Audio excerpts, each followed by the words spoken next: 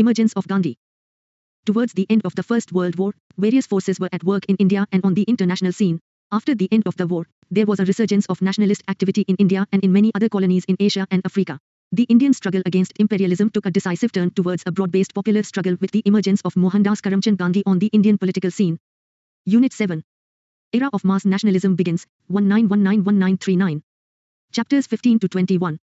Emergence of Gandhi 323. Why nationalist resurgence now? After the war, the conditions in India and influences from abroad created a situation that was ready for a national upsurge against foreign rule.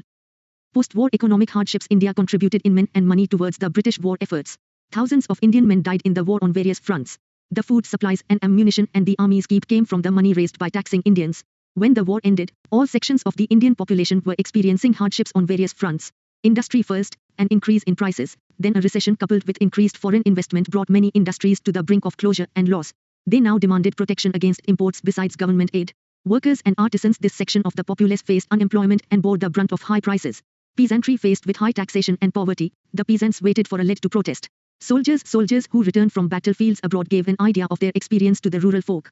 They were also surprised to return to a country that was impoverished and had less liberty than before. Educated urban classes, this section was facing unemployment as well as suffering from an acute awareness of racism in the attitude of the British. Expectations of political gains for cooperation in the war. The contribution of Indians to the British war effort was huge, though it has gone unacknowledged. Gandhi and most nationalists extended cooperation to the war effort, and a huge number of Indian troops sacrificed their lives on the 324. A brief history of modern India. War fronts. So, after the war, there were high expectations of political gains from the British government, and this too contributed towards the charged atmosphere in the country. Nationalist disillusionment with imperialism worldwide. The Allied powers, to rally the colonies to their side during the war, had promised them an era of democracy and self-determination after the war. During the war, both sides to the war had launched vicious propaganda to malign each other and expose each other's uncivilized colonial record. But soon it became clear from the Paris Peace Conference and other peace treaties that the imperialist powers had no intention of loosening their hold over the colonies. In fact, they went on to divide the colonies of the vanquished powers among themselves. All this served to further erode the myth of the cultural and military superiority of the whites. As a result, the post-war period saw a resurgence of militant nationalist activity throughout Asia and Africa, in Turkey, Egypt, Ireland, Iran, Afghanistan, Burma, Malaya, the Philippines, Indonesia, Indochina, China, and Korea. Impact of Russian Revolution, 7th November 1917.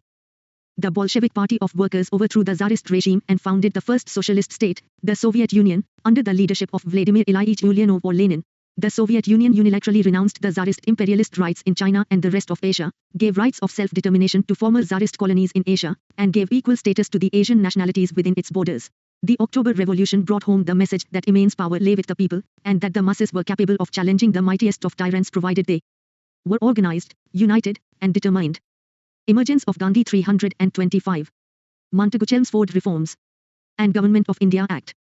1919.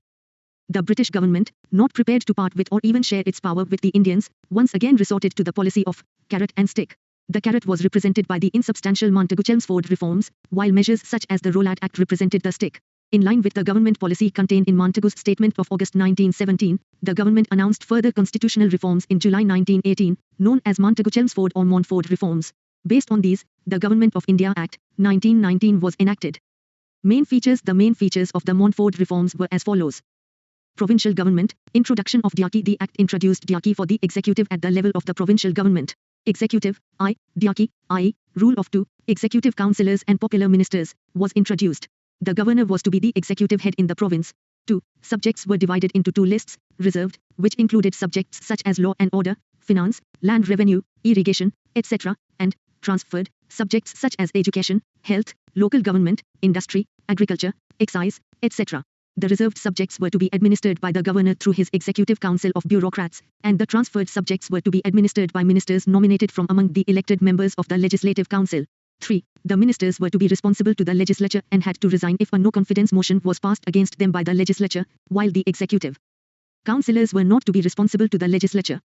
4. In case of failure of constitutional machinery in 326. A brief history of modern India.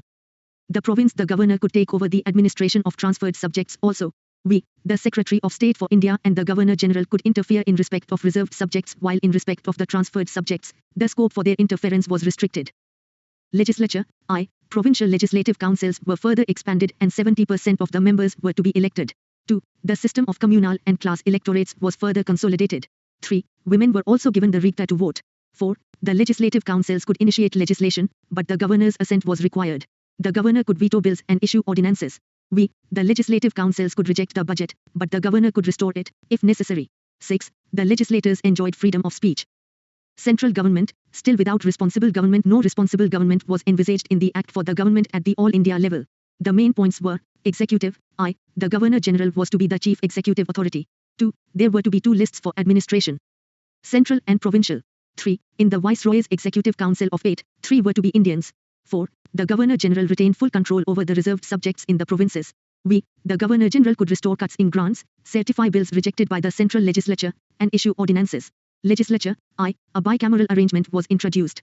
The lower house or central legislative assembly would consist of 145 members, 41 nominated and 104 elected, 52 general, 30 Muslims, 2 Sikhs, 20 special, and the upper house or council of state would have 60 members, of which 26 were to be nominated and 34 elected, 20 general, 10. Emergence of Gandhi 327. Muslims, 3 Europeans, and 1 Sikh, as per the figures given by Subhash Kashyap. 2. The Council of State had a tenure of 5 years and had only male members, while the Central Legislative Assembly had a tenure of 3 years. 3. The legislators could ask questions and supplementaries, pass adjournment motions, and vote a part of the budget, but 75% of the budget was still not votable. Some Indians found their way into important committees, including finance. On the home government, in Britain, front, the Government of India Act, 1919 made an important change. The Secretary of State for India was henceforth to be paid out of the British Exchequer. Drawbacks. The reforms had many drawbacks. Franchise was very limited. The electorate was extended to some 1.5 million for the central legislature, while the population of India was around 260 million, as per one estimate. 2. At the centre, the legislature had no control over the Viceroy and his executive council. 3. Division of subjects was not satisfactory at the centre. 4. Allocation of seats for central legislature to the provinces was based on importance of provinces, for instance, Punjab's military importance and Bombay's commercial importance. At the level of provinces, division of subjects and parallel administration of 2 parts was irrational and, hence, unworkable. Subjects like irrigation, finance, police, press, and justice were reserved. 6. The provincial ministers had no control over finances and over the bureaucrats. This would lead to constant friction between the two. Ministers were often not consulted on important matters too. In fact, they could be overruled. 328. A brief history of modern India. By the governor on any matter that the latter considered special. Congress reaction. The Congress met in a special session in August 1918 at Bombay under Hassan Imam's presidency and declared the reforms to be disappointing and unsatisfactory and demanded effective self-government instead. The Montfort reforms were termed unworthy and disappointing, a sunless dawn, by Tilak, even as Annie Besant found them unworthy of England to offer and India to accept.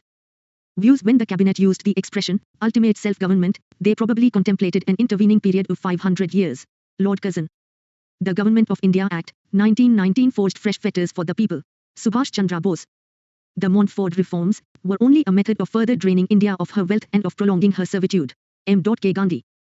The diarchy of the double executive was open to almost every theoretical objection that the armory of political philosophy can supply.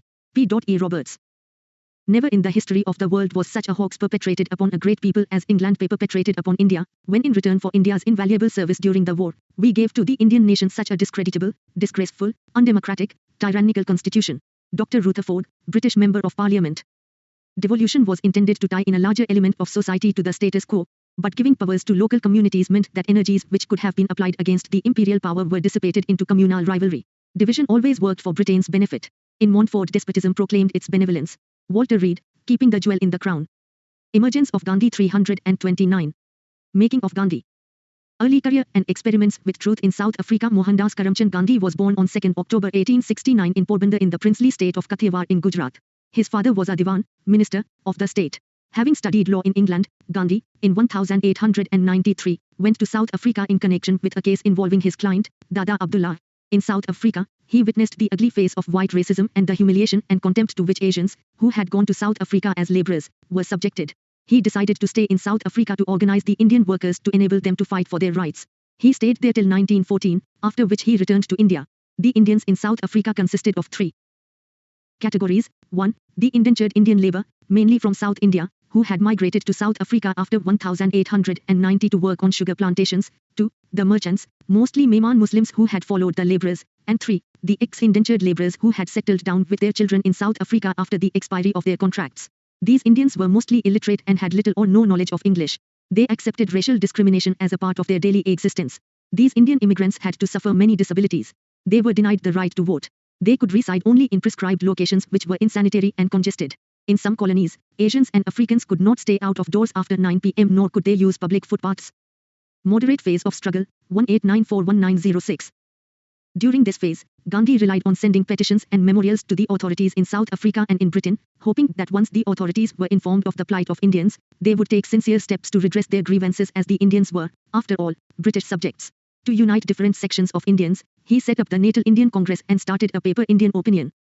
330 A Brief History of Modern India.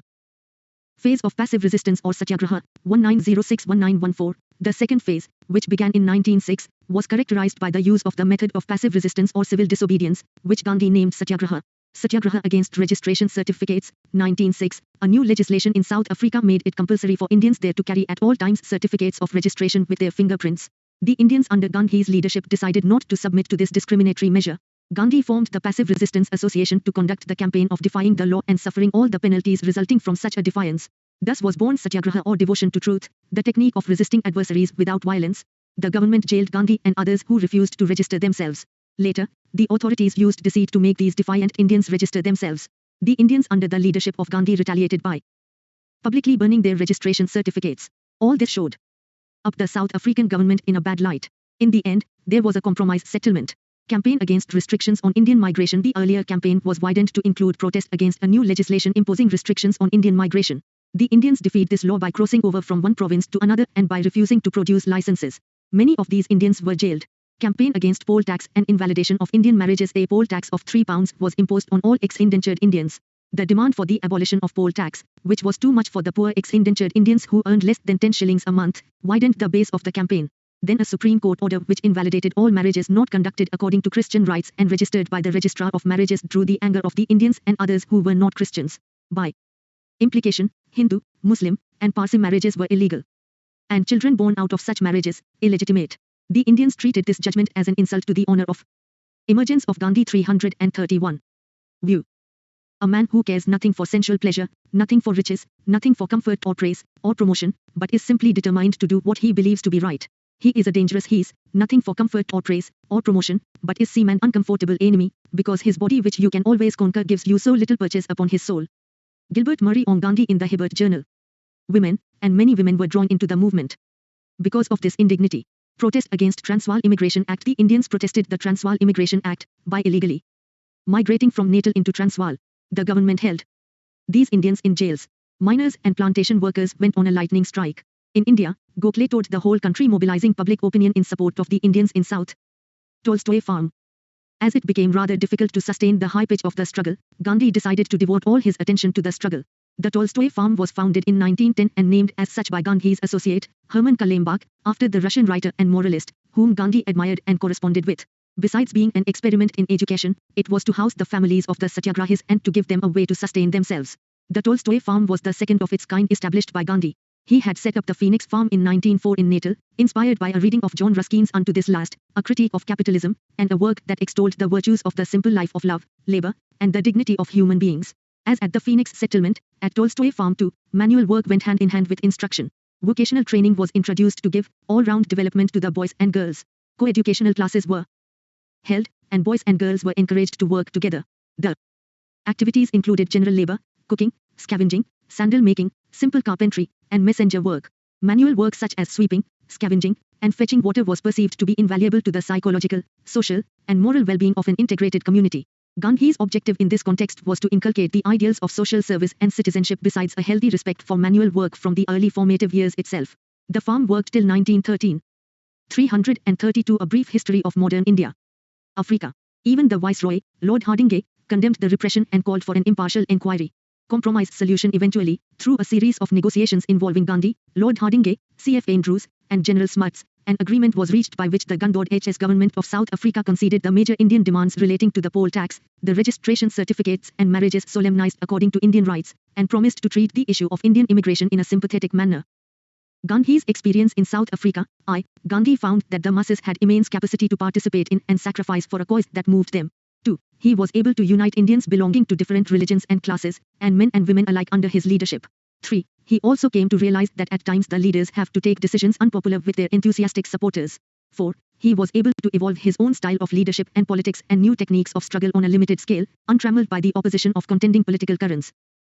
Gandhi's technique of satyagraha. Gandhi evolved the technique of satyagraha during his stay in South Africa. It was based on truth and non-violence.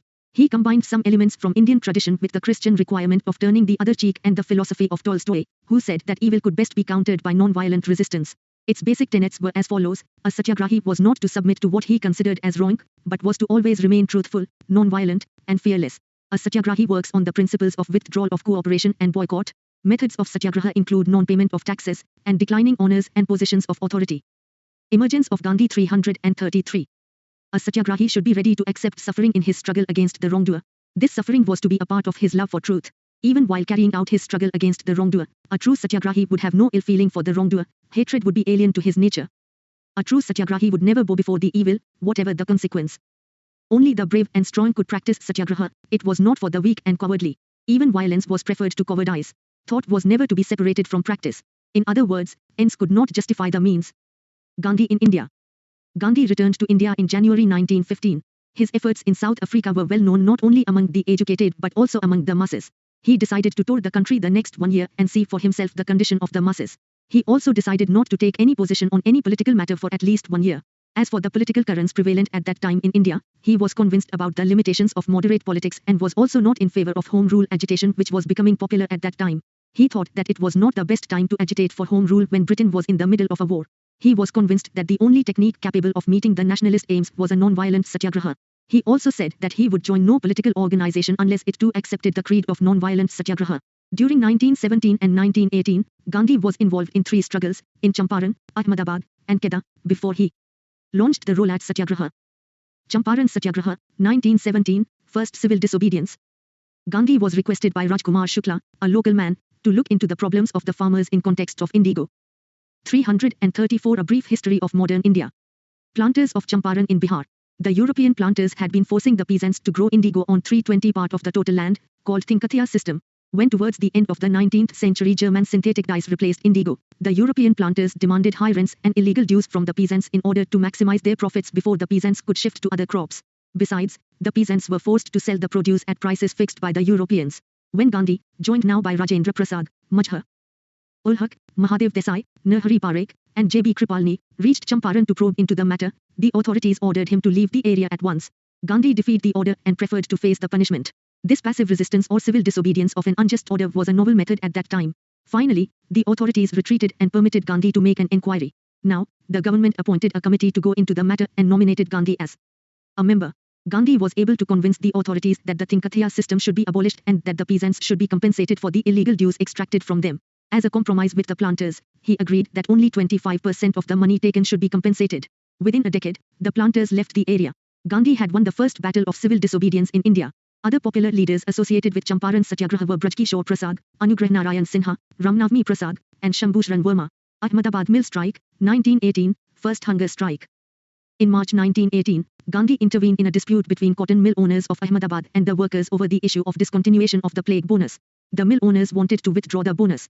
The workers were demanding a rise of 50% in their wages so that they could manage in the times of wartime inflation, which doubled the prices of food grains, cloth, and other necessities, caused by Emergence of Gandhi 335. Britain's involvement in World War I. The mill owners were ready to give only a 20% wage hike. The workers went on strike. The relations between the workers and the mill owners worsened with the striking workers being arbitrarily dismissed and the mill owners deciding to bring in weavers from Bombay. The workers of the mill turned to Anusuya Sarabhai for help in fighting for justice. Anusuya Sarabhai was a social worker who was also the sister of Ambalal Sarabhai, one of the mill owners and the president of the Ahmedabad Mill Owners Association, founded in 1891 to develop the textile industry in Ahmedabad, for help in fighting for justice. Anusuya Bahin went to Gandhi, who was respected by the mill owners and workers, and asked him to intervene and help resolve the impasse between the workers and the employers. Though Gandhi was a friend of Ambalal, he took up the workers' cause. Anusuya too supported the workers and was one of the chief lieutenants of Gandhi's. It was Anusuya Bahin who went on later to form the Ahmedabad Textile Labour Association in 1920. Gandhi asked the workers to go on a strike and demand a 35% increase in wages instead of 50%.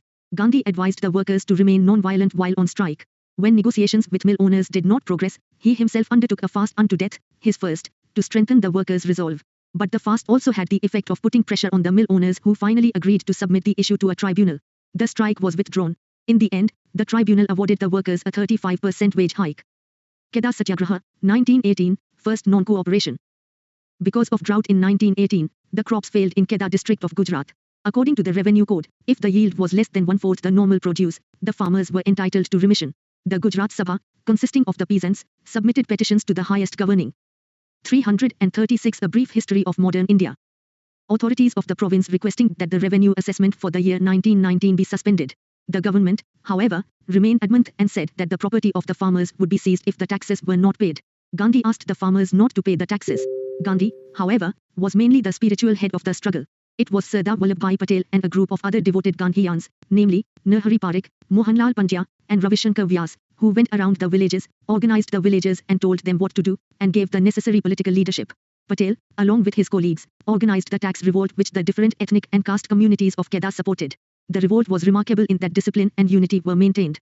Even when, on non-payment of taxes, the government seized the farmers' personal property, land, and livelihood, a vast majority of Kheda's farmers did not desert. Sardar Patel Gujaratis in other parts who sympathized with the cause of the revolt helped by sheltering the relatives and property of the protesting peasants. Those Indians who sought to buy the confiscated lands were socially ostracized. Ultimately, the government sought to bring about an agreement with the farmers. It agreed to suspend the tax for the year in question, and for the next, reduce the increase in rate, and return all the confiscated property. The struggle at Kheda brought a new awakening among the peasantry. They became aware that they would not be free of injustice and exploitation unless and until their country achieved complete independence. Gains from Champaran, Ahmedabad, and Kheda. Gandhi demonstrated to the people the efficacy of his technique of satyagraha. He found his feet among the masses and came to have a surer understanding of the strengths and weaknesses of the masses. He acquired respect and commitment of many, especially the youth. Emergence of Gandhi 337. Rowlatt Act, Satyagraha, and Jallianwala Bagh Massacre.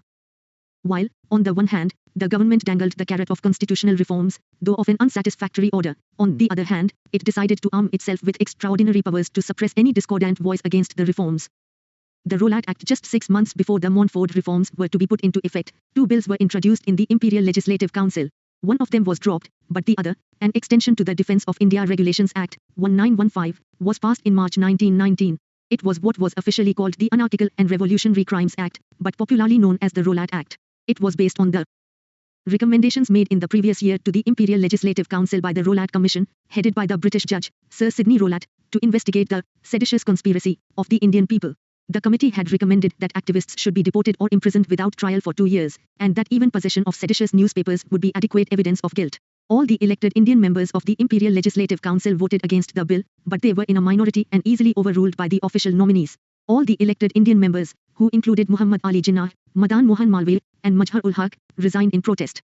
The act allowed political activists to be tried without juries or even imprisoned without trial.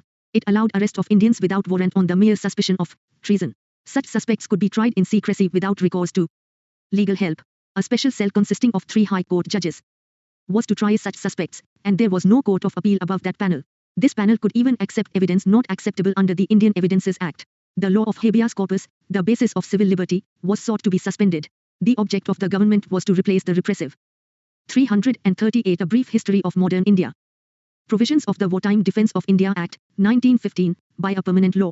So, the wartime restrictions on freedom of speech and assembly were reimposed in India. There was strict control over the press, and the government was armed with a variety of powers to deal with anything the authorities chose to consider as terrorism or revolutionary tactics. Satyagraha against the Rowlatt Act, first mass strike. Just when the Indians expected a huge advance towards self-rule as a reward for their contribution to the war, they were given the Montfort reforms with its very limited scope and the shockingly repressive Rowlatt Act. Not surprisingly, the Indians felt betrayed, more so Gandhi, who had been at the forefront in offering cooperation in the British war effort, and who had even offered to encourage recruitment of Indians into the British Indian forces. He called the Rowlatt Act the Black Act, and argued that not everyone should get punishment in response to isolated political crimes. Gandhi called for a mass protest at all India level. But soon, having seen the constitutional protest meet with ruthless repression, Gandhi organized a Satyagraha Sabha and roped in younger members of Home Rule Leagues and the Pan-Islamists. The forms of protest finally chosen included observance of a nationwide hartal, strike, accompanied by fasting and prayer, and civil disobedience against specific laws, and courting arrest and imprisonment. There was a radical change in the situation by now. The masses had found a direction, now they could act, instead of just giving verbal expression to their grievances. 2. From now onwards, peasants, artisans, and the urban poor were to play an increasingly important part in the struggle. 3. Orientation of the national movement turned to the masses permanently. Gandhi said that salvation would come when masses were awakened and became active in politics. Satyagraha was to be launched on 6 April 1919, but before it could be launched, there were large-scale violent, anti-British demonstrations in Calcutta, Bombay, Delhi, Ahmedabad, etc. Especially in Punjab, the situation became Emergence of Gandhi 339. So very explosive due to wartime repression, race, forcible recruitments, and ravages of disease that the army had to be called in. April 1919 saw the biggest and the most violent anti-British upsurge since 1857. The Lieutenant Governor of Punjab, Sir Michael O'Dwyer, is said to have used aircraft strafing against the violent protesters. Jallianwala Bagh Massacre, 13th April 1919, Amritsar was the worst affected by violence. In the beginning, there was no violence by the protesters. Indians shut down their shops and normal trade, and the empty streets showed the Indians' displeasure at the British betrayal. On April 9, 12 nationalist leaders, Safuddin Kichlu and Dr. Satyapal, were arrested by the British officials without any provocation, except that they had addressed protest meetings and taken to some unknown destination. This caused resentment among the Indian protesters who came out in thousands on April 10 to show their solidarity with their leaders. Soon the protests turned violent because the police resorted to firing, in which some of the protesters were killed. Tension ran high. In the riot that followed, 5 Englishmen are reported to have been killed, and Marcella Sherwood, an English woman missionary going on a bicycle, was beaten up. Troops were sent immediately to quell the disturbances. Brigadier General Reginald Dyer was the senior British officer with the responsibility to impose martial law and restore order. By then the city had returned to calm and the protests that were being held were peaceful. Dyer, however, issued a proclamation on April 13, which was also Baisakhi, forbidding people from leaving the city without a pass and from organizing demonstrations or processions, or assembling in groups of more than 3. On Baisakhi Day, a large crowd of people mostly from neighboring villages, unaware of the prohibitory orders in the city, gathered in the Jallianwala Bagh, a popular place for public events, to celebrate the Baisakhi festival. Local leaders had also called for a protest meeting at the venue. It is not clear how many in the 20,000 odd people collected there were political protesters, but the majority were those who had collected for the festival. Meanwhile, the meeting had gone on peacefully, and 2 resolutions, one calling for 340 A Brief History of Modern India, the repeal of the Rowlatt Act, and the other condemning the firing on April 10, had been passed. It was then that Brigadier General Dyer arrived on the scene with his men. The troops surrounded the gathering under orders from General Dyer and blocked the only exit point and opened fire on the unarmed crowd. No warning was issued, no instruction to disperse was given. An unarmed gathering of men, women, and children was fired upon as they tried to flee. According to official British Indian sources, 379 were identified dead, and approximately 1,100 were wounded. The Indian National Congress, on the other hand, estimated more than 1,500 were injured, and approximately 1,000 were killed. But it is precisely known that 1,650 bullets were fired into the crowd. The incident was followed by uncivilized brutalities on the inhabitants of Amritsar. Martial law was proclaimed in Punjab, and public floggings and other humiliations were perpetrated. To take just one instance, Indians were forced to crawl on their bellies down the road on which the English missionary had been assaulted. The entire nation was stunned. Rabindranath Tagore renounced his knighthood in protest. Gandhi gave up the title of Kaiser-i-Hind, bestowed by the British for his work during the Boer War. Gandhi was overwhelmed by the atmosphere of total violence and withdrew the movement on April 18, 1919. Seen in an objective way, Dyer ensured the beginning of the end of the British Raj. What had happened in Amritsar made Gandhi declare that cooperation with a satanic regime was now impossible. He realized that the cause of Indian independence from British rule was morally righteous. The way to the non-cooperation movement was ready. According to the historian A.P. J. Taylor, the Jallianwala Bagh massacre was the decisive moment when Indians were alienated from British rule. The events of 1919 were to shape Punjab's politics of resistance. Bhagat Singh was just 11 at the time of the Jallianwala Bagh massacre. For Bhagat Singh's Bharat Naujwan Sabha, the massacre was to act as a symbol that would help overcome the apathy that came in the wake of the end of the non-cooperation movement. Emergence of Gandhi 341. Udham Singh, who bore the name Ram Muhammad Singh Azad, later assassinated Michael O'Dwyer, the Jug, Lat Michael O'Dwyer Lieutenant Governor who presided over the brutal British suppression of the 1919 protests in Punjab. Udham Singh was hanged in 1940 for his deed. His ashes were returned to India in 1974. The Hunter Committee of Inquiry. The massacre at Jallianwala Bagh shocked Indians and many British as well.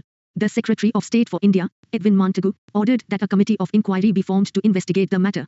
So, on 14 October 1919, the Government of India announced the formation of the Disorders Inquiry Committee, which came to be more widely and variously known as the Hunter Committee Commission after the name of its chairman, Lord William Hunter, former Solicitor General for Scotland and Senator of the College of Justice in Scotland. The purpose of the commission was to investigate the recent disturbances in Bombay, Delhi and Punjab, about their causes, and the measures taken to cope with them.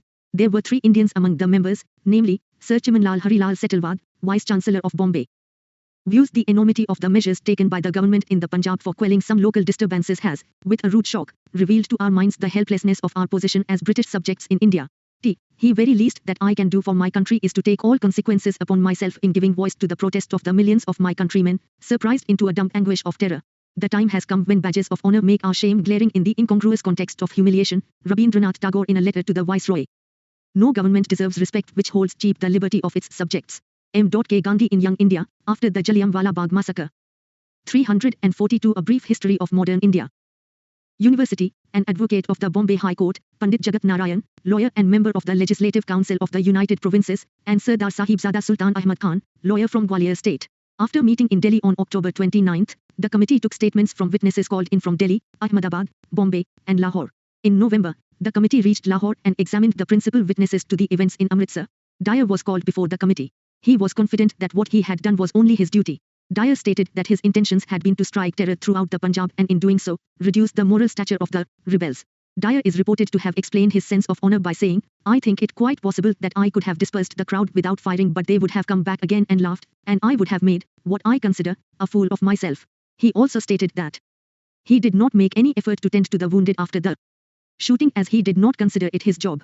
Though Dyer's statement caused racial tensions among the members of the committee, the final report, released in March 1920, unanimously condemned Dyer's actions.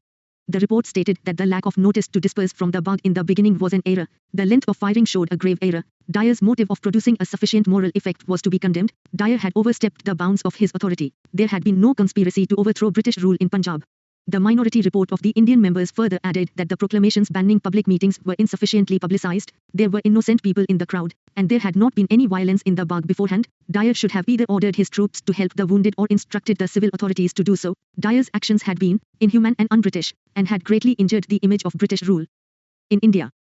The Hunter Committee did not impose any penal or disciplinary action because Dyer's actions were condoned by various superiors, later upheld by the Army Council. Emergence of Gandhi 343.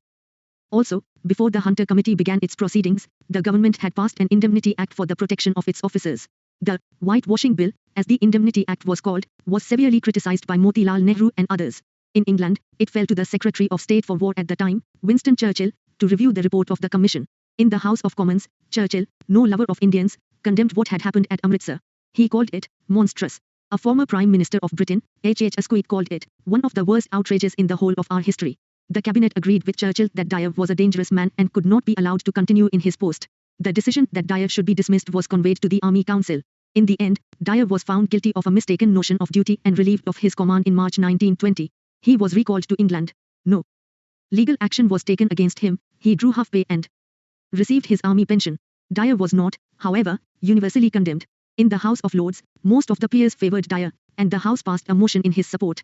And the Morning Post is reported to have raised a sum of £26,000 for Dyer. A famous contributor to the fund was Rudyard Kipling. Strangely enough, the clergy of the Golden Temple, led by Arur Singh, honoured Dyer by declaring him a Sikh. The honouring of Dyer by the priests of Sri Darbar Sahib, Amritsar, was one of the reasons behind the intensification of the demand for reforming the management of Sikh shrines already being voiced by societies such as the Khalsa Diwan Maja and Central Maja Khalsa Diwan. This resulted in the launch of what came to be known as the Gurudwara Reform Movement. Congress view. The Indian National Congress appointed its own non-official committee that included Motilal Nehru, C.R.R. Das, Abbas Kyabji, M.R. Jalkar, and Gandhi. The Congress put forward its own view.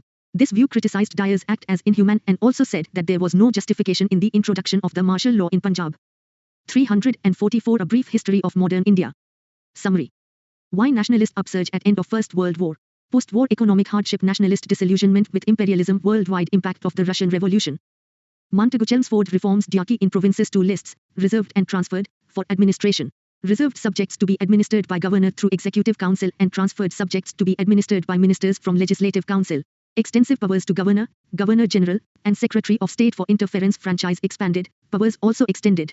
Governor-general to administer with an executive council of 8, 3 to be Indians.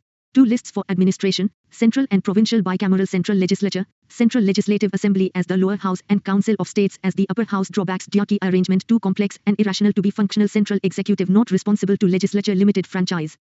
Sense of betrayal by the British, especially after Rowlatt Act. British promises of reward after war failed to materialize, nationalists disappointed.